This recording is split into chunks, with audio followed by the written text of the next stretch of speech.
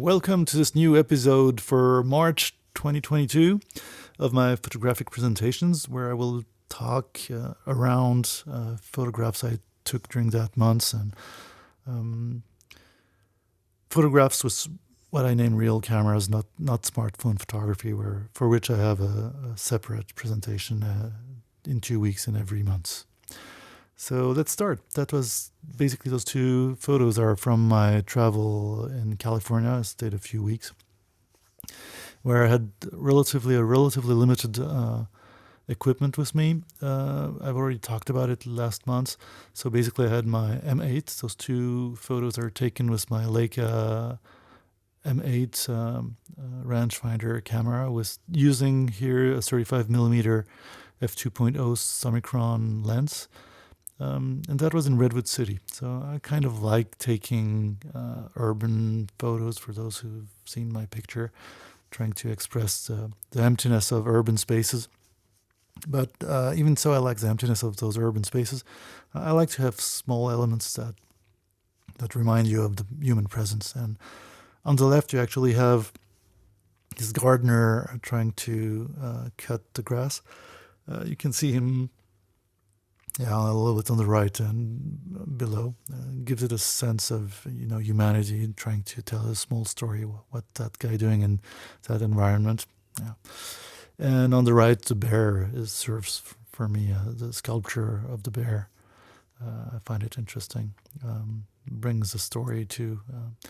in that case, those two photos actually go together. I'm basically standing at the same place when I take both pictures. So I kind of like diptychs also who show you two angles from one scene. We'll have other examples in this month's series.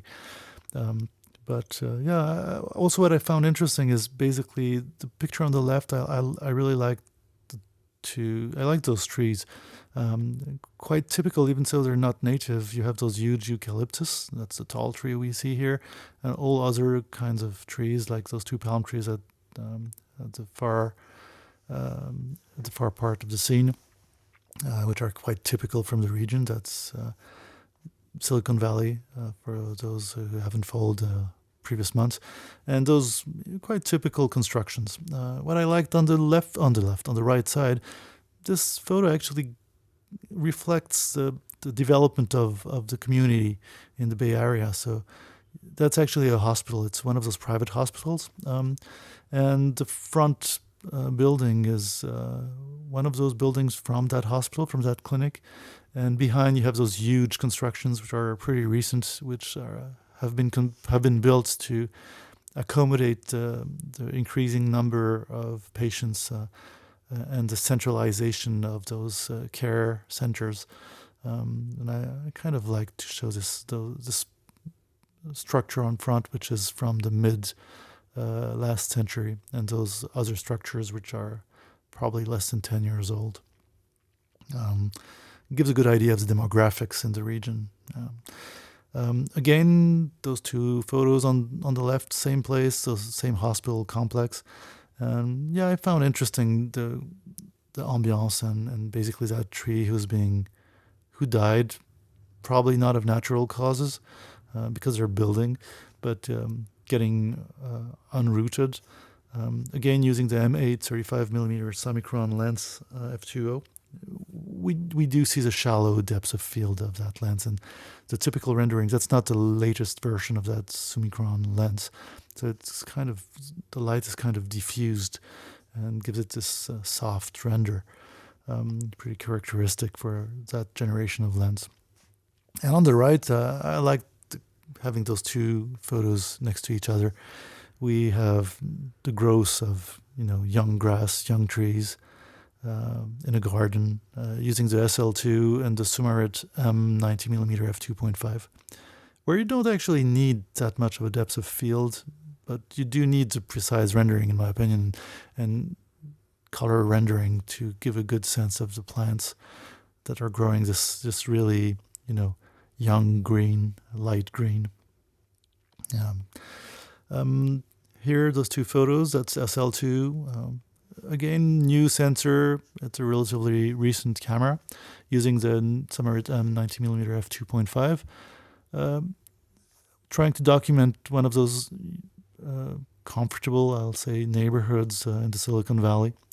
And on the left, you have those old constructions, old houses, which are kind of like, they're quite typical from the end of the last century for the region, and the vegetation, which is quite typical.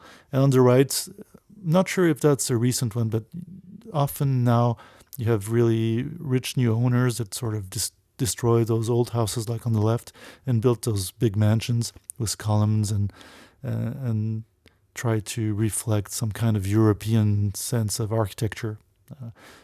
In that case, I'm not sure the house might be really actually old, but in that region, you often find those small houses, low houses, actually not that small houses, but that are destroyed to let place for really bigger structure. Here again, the SL2. So even so, the SL2 is a really recent camera. I kind of like the left photo, but it gives also a good idea of the limitations of even a modern sensor, and a modern sensor with a really high pixel count. That's a 47 megapixel sensor. So quite prone to kinetic artifacts. Even with the 5-axis in-body stabilization that camera has, which also gives it something like 5.5 stops of dynamic range, extra dynamic range. But here I needed to beware of ISOs because it's really starting to be night, and even so, I'm pretty slow in the speed is pretty slow. I lose some kind of definition because it does slightly move, but I still like it. And on the right, same camera, same lens. That's with a 50 millimeter Summarit-M f2.5. When you have a little bit more light, same place, same time, but you have the sky and obviously not as dark a scene, you really get more definition. You get characteristics from the lens better. To go to something completely different now, being there, I went down to LA, to Los Angeles, and back up to San Francisco. I like taking photos while driving or being driven, and I think it's a good exercise to do so. I've been doing that for a long time. Many photographers have done it in the past, have built some really superb works on road photography.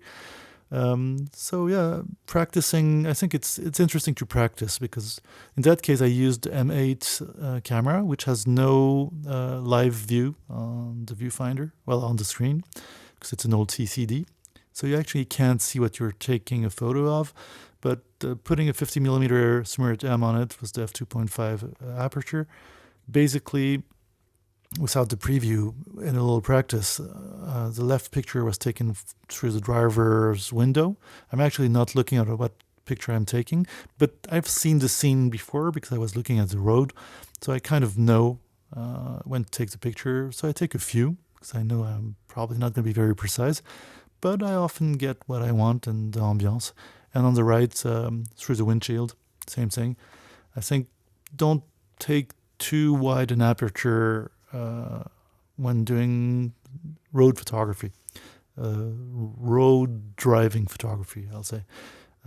Maybe you will want to have the rear view mirror in your photograph, or some details of the inner parts of the car or of the outer part. But I think it's more interesting to go with, you put your lens to infinity, or maybe a little less, but I would go for infinity and just practice, and you'll get some good shots if you practice and concentrate. And actually, the left photo on the two new photos here, same thing from the driver's perspective. Again, don't take too many pictures, but take a few when the scene is worth it.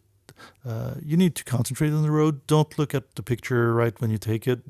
Just look at it once you're arrived at your destination. But yeah, you'll get some nice surprises, in my opinion. The two photos before were actually, they're not in chronological order for the month, but they were on Route 1 on the Pacific Coast Highway. And this picture on the left is on Interstate 5, a little bit more eastwards, inlands, and goes from San Francisco down to Los Angeles in an incredibly long straight line, but with really interesting sceneries. On the right, SL2 body, 50mm Summarit-M lens. That's a photo taken from the Los Angeles County Museum of Art. Well, after sunset, I found it interesting. This artificial light coming from below, this deep, dark blue sky behind, and the construction cranes behind. I liked the ambiance, so I took it. And again, modern sensor, so yeah. And with the modern sensor, talking about that, again, here are those two pictures. SL2, Summarit-M, 50mm f2.5. That's the 101 freeway crossing Hollywood Boulevard. So that's in LA, Los Angeles. And again, it's important to optimize you can go automatic, you can improvise, but yeah, you probably most of you know, you want to give a sense of what's going on in your picture. And here I wanted to still have this sense of speed of the cars going forwards, but I didn't want too much ISOs, grain, because I didn't want to go too high in ISOs. So here I'm probably at 1/100th of a second. And that was good enough to give you a sense of speed with the car on the front, showing some dynamic artifacts, kinetic artifacts. On the right, same equipment, and that's I don't like to follow photographic rules. I think it's more important not to follow them. But when you analyze your photos afterwards, you realize that you do often use some. In that case, frame in frame, I took this picture.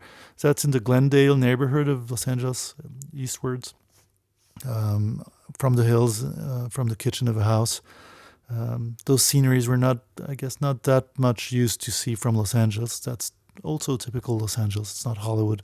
It's not the coastline, obviously, but I found interesting that ambiance and those cloudy skies from the months of March.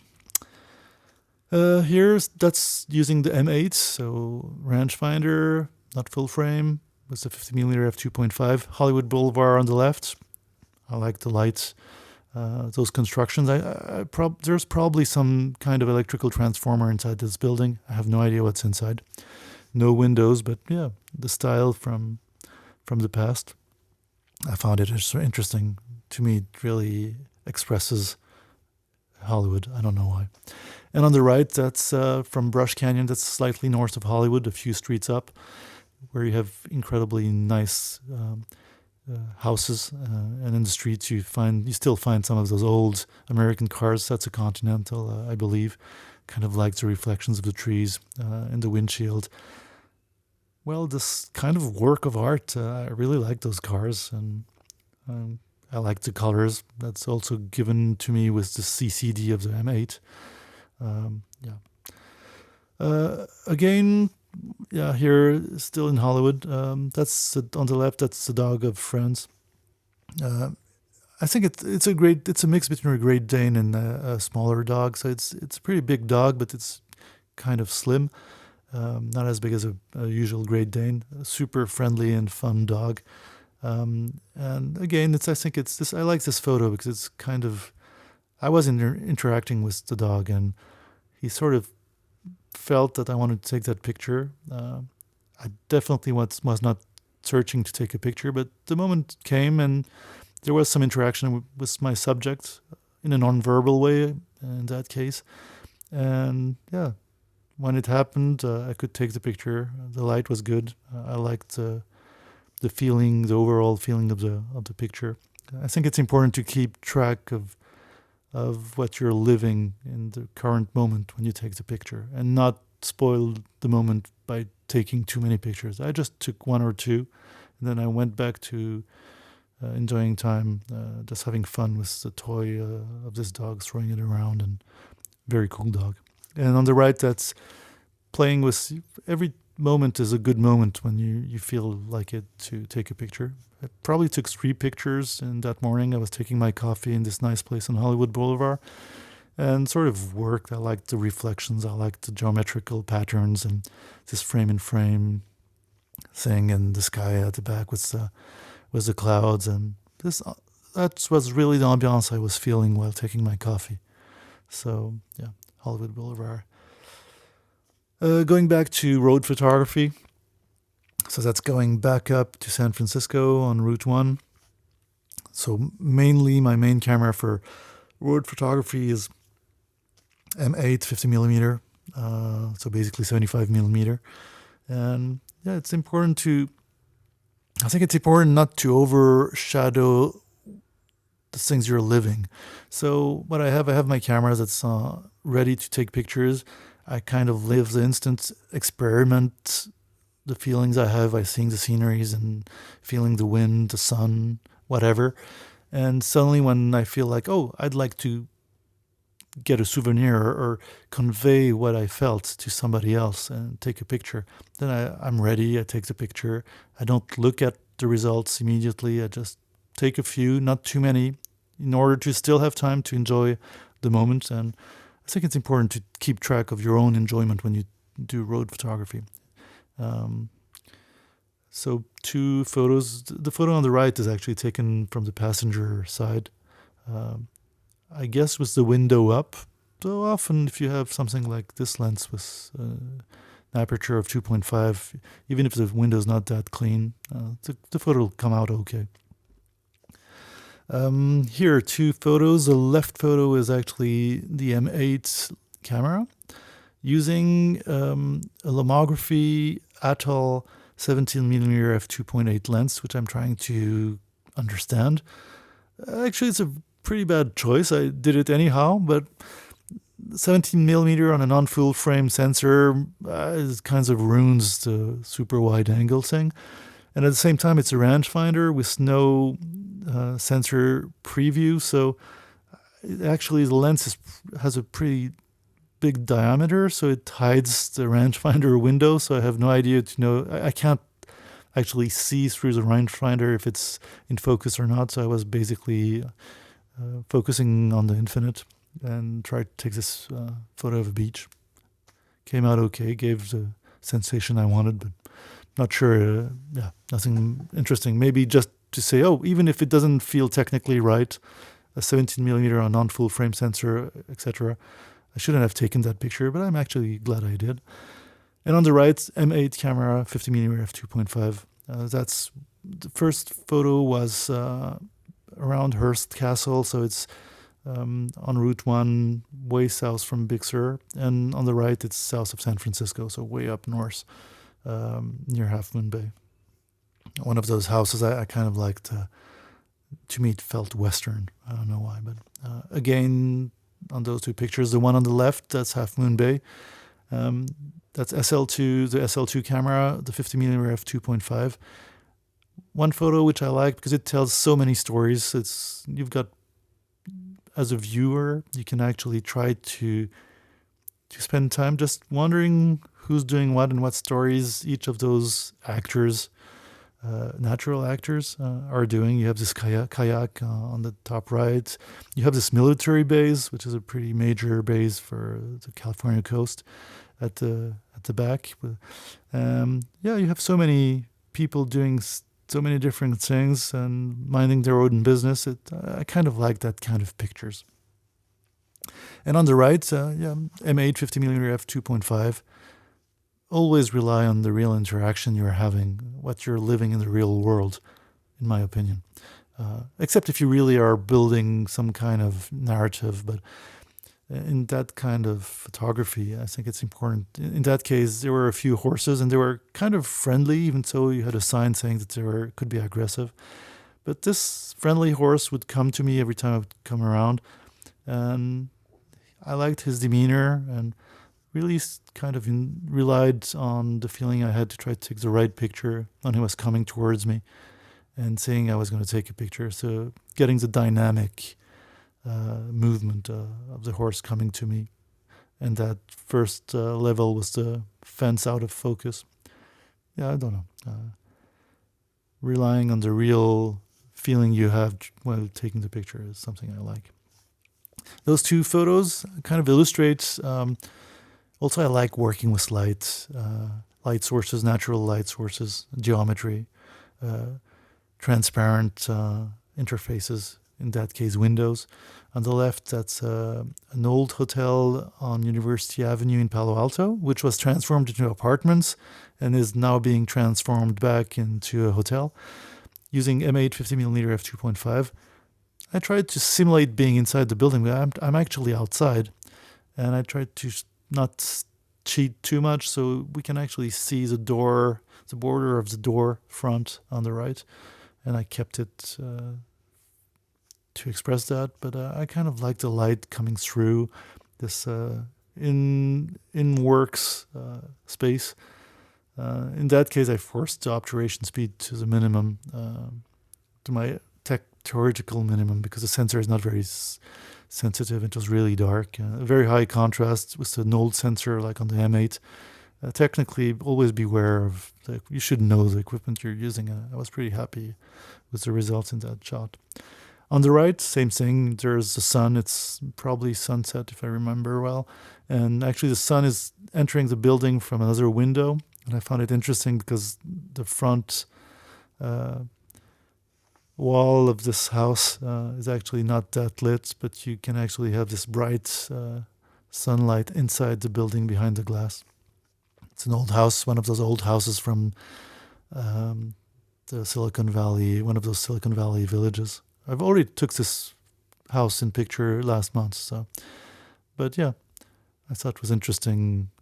This play of lights was interesting. Here again, Silicon Valley, using the SL2 camera with a 90mm Summarit-M f2.5 lens. Really like the smooth bokeh. That trip was also a way for me to adopt, in a way, using those Summarit-M lenses, which I was not very used to, which I really like now. Very smooth bokeh, decent depths of field. Really like nice, precise rendering, superb geometry.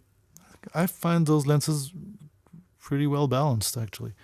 And so, yeah, on the left, Palo Alto Airport, and on the right, the marshlands around. And again, like on the photos I showed before, I'm actually not exactly at the same place, but where I was taking the picture on my left was the airport, and on the right, the marshlands. So actually, that diptych is quite topographically correct. Again, talking about topographically correct shots, even so I'm not standing on the same place. The photo on the left is taken kind of around Yerba Buena Gardens and is on the left, and on the right we actually see the grass of those gardens. And I kind of like the feeling on the left from this. That's a train station near Moscone Center. It's a conference center, famous conference center. In the center of San Francisco, where Apple used to hold its big conferences. And on the right, it's the St. Patrick Church and this big building behind. Kind of like the overall harmony of the constructions. You actually have the Jewish Museum of Contemporary Art, I believe, behind the brick building behind the church. And on the right, you have the SF MoMA, Museum of Modern Art, for those who know San Francisco. Again, here SL2 90mm f2.5 Summarit-M lens. I always try to view through things or give a sense of, try to bring the viewer's eye somewhere. The left photo, actually, both photos, I'm trying to exploit the surrounding space, the space surrounding the subject I'm trying to describe. On the left, it's actually the building far behind that's way beyond this empty space, empty building. I kind of liked the frame and the overall geometry and graphical construction of the shot on the left. And on the right, it's actually basically, that's one of those big motorcycles. I think it's the sheriff's motorcycle for the town of Woodside, which is west of Redwood City in Palo Alto. This surrounding space gives you a sense of the size or distance or depths. I think those two photos are a good example of it. On the left, here we have the M8, those marshlands around Palo Alto. The Summarit-M 50mm f2.5 lens. Really likes the combination, the rendering, the smooth rendering of the CCD. And this lens is very precise. And on the right, you have actually, I thought those two photos were interesting. Because the right picture is taken with almost a toy camera, which is a Minox Leica M lookalike camera with a 4-megapixel CCD. It's a micro camera, and I still believe the sensor CCD gives some interesting digital matter. But that's, to me, a very good example of, on the left, you have a 10-megapixel sensor, really luxury item for the time. And on the right, you had a cheaper 4-megapixel sensor, basically the same year. I think it's around early 2000s. And yeah, totally different character. Same for the lens. It's almost a toy lens on the right, and you have a really good lens on the left. So yeah, again, a reminder, the equipment you use will give a different poetry to the photos you take. Talking about poetry, I love film and expired film, so we're going to have a few film photos for the end of this presentation. I love APS format. I have loads of those expired film from the early 2000s. That's a film from 2001, expired in 2001. So that APS format is a format that doesn't exist anymore. It was basically the last technical format for film, which gave the APS-C sensor size format its technical surface. And that's using actually an EOS IX reflex camera. That was the top camera in that format, and I used it with a Sigma 500mm f8.0 mirror lens. And I wanted to try, and I focused because of it's actually a 750mm equivalent because of the size of the film, and I found it interesting to try to experiment on rooftops. So here's what it does, and the expired film characteristics with the color distortion, I really like that. So hopefully you enjoy it too here. Same thing on the picture on the left. So actually those mirror lenses, the bokeh is supposed to be pretty horrible because it's actually sort of double cylindric kind of a ring bokeh. Not very pretty. You can kind of imagine it. It's not very smooth, but depending on what you do, I think it's interesting. It's actually the same technical optical construction as a telescope. It's a very precise, but the bokeh is horrible. Special. And on the right, that's using a mid-1950s camera, which is that uses 120 film. So basically, it's a 6x6 camera. It's probably the smallest 6x6 film camera ever. It's a foldable camera and has an 80mm f2.8 Enna Munchen lens on it. It's a fixed lens. It's a rangefinder. Really great camera, but has a few problems moving the film. So sometimes I have partial multi-exposure, and I find that interesting. Here is a Kodak Portra 400 film. So that's the results you get. And actually, the film being pretty big, you get quite a lot of resolution. And here again, same camera. Again, this multi-exposure glitch on the left. And on the right, actually, that's a reflection in the glass. That was actually went okay on this second image. So the Balda Superbaldax was sold with 3 different lenses. You can't interchange the lenses. So you had, I think, an 80mm f2.9 made by Schneider, a Radionar, and also a Baldanar made by Balda, which was an 80mm f3.5. But here it's Enna 80mm f2.8, which is basically a Tesser type lens construction, 4 elements in 3 group lens. Anyways, and on the left picture, you actually see this really swirly bokeh in the back. But I really like the rendering of that camera, and I find interesting those glitches. So yeah. So again, yeah, don't hesitate. I hope you enjoyed. Found it interesting, even slightly. Don't hesitate to post questions or comments below. And yeah, catch you next time.